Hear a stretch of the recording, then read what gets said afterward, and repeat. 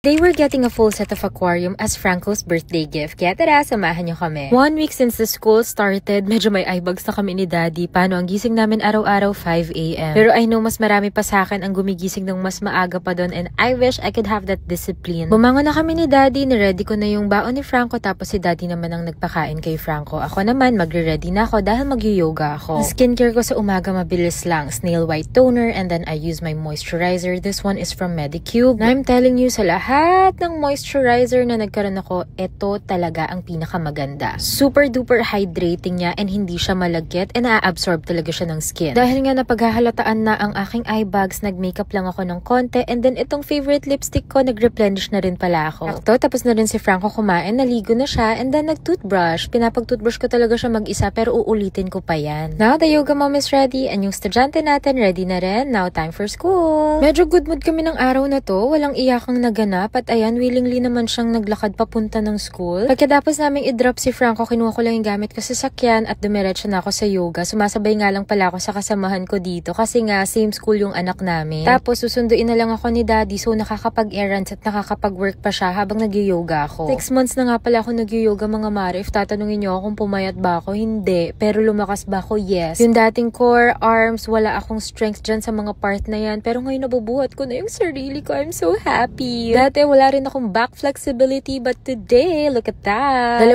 oras akong nag-yoga and gutom talaga ako anytime babagsak na ako. Kaya sabi ko kay Daddy, bago kami mag-errands, pakainin niya muna ako. So, nagpunta kami dito sa may Manam at yung lugaw yung kinain ko. Kay Daddy naman bangus silog. Ang sarap. Isa nga pala sa birthday gift namin ni Franco is gagawa namin siya ng playroom. Kaya ayan, bumili na kami ng pintura. Katapos, nagtanong-tanong kami kung saan kami pwedeng bumili ng aquarium at ng isda at maraming nagsuggest sa inyo sa Cartimar. Kaya ayan, dumiretso na kami dito. Alam niyo, nung papunta kami dito, dapat fresh water tank lang. Kasi nga nag-research kami, medyo mahirap talaga yung salt water tank. Pero, nung nakita ko na yung mga salt water fish, sabi ko talaga, ito talaga yung mga gusto ni Franco at ito yung mga alam niya. We got the 15-gallon full setup salt water tank. Well, alam naman namin sa research namin, kailangan yung tubig, ma-cycle muna. And sabi nila, nagbebenta din daw sila nun dito. Pero, kung ako sa inyo mga mare, bumili na kayo ng tangke, ng salt at ng water, tapos i-cycle nyo muna for 1 month bago nyo lagyan ng livestock or ng mga isda para mas maging successful yung tank. Though this is a trial and error naman talaga, but anyways, ito na nga nung pinakita namin kay Franco. Sobrang happy and excited niya talaga. Nininame niya pa nga lahat ng fish. Mama? Yay!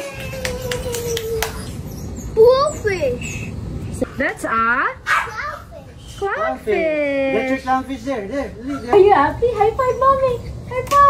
Dali na rin naming sinet up yung tank. So, itong shurak namin, dito na lang namin siya ilalagay kasi kailangan stable talaga. And kailangan yung area na paglalagyan ng tank kaya stable yung temperature and hindi mainit. Nilinisan na namin yung sand niyan, tapos nilagay namin tong stone and then unti-unti naming nilagay yung water para hindi magulo yung buhangin. Tapos, pinaandar na rin namin tong filter, tapos naglagay na rin kami ng skimmer at saka ng ilaw. Ito yung sinasabi nila na kapag may ganito na kayong tangke, paandarin nyo muna ng 1 buwan bago lagyan ng isda. Yan nga ang hindi namin nagawa. Kasi ano namang gagawin namin sa mga isdang nasa plastic, hanggang 12 hours lang sila dyan. Inacclimate lang namin sila ng konti, tapos tinanggal na rin namin sila sa plastic after 3 hours. Malinaw na rin yung tubig noon. Medyo budol lang talaga na sinasabi ng mga taga-Cartimar na cycled yung water nila pero hindi ata. Salt water tank talagang maselan. Kailangan stable yung temperature, salinity, nitrate, nitrite, and even yung ammonia levels dito kaya dapat meron kayong checker. Naglagay na lang ako ng beneficial bacteria dito and we're just hoping for the best. Pero nag-e-expect na rin kaming mamamatayan kami ng isda. Sa ganitong kalaking aquarium din pala, kailangan mga 2 to 3 small fish lang. So, obviously, masyadong marami yung isdang binigay sa amin dito. It's a Bullfish.